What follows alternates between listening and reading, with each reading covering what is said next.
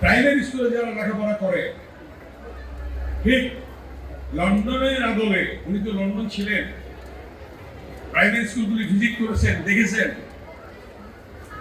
Primary স্কুলে যেখানে মূল ভিত্তি লেখাপড়া, যেখানে শুরু, সেখানে ছাত্রছাত্রীদের জন্য একটা ব্যাগ, এক জোড়া জুতা, জামা কাপড়,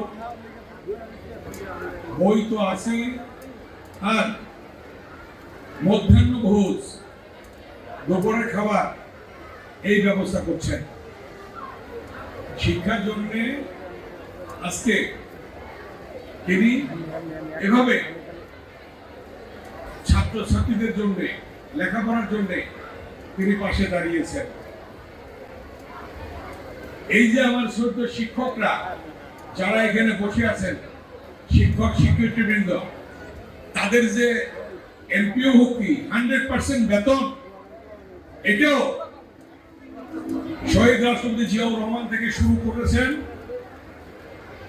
মাননীয় 3 বার প্রধানমন্ত্রী মরহুমা দেশনেত্রী বেগম খালেদা জিয়া 100% বেতন সরকার থেকে দিচ্ছেন।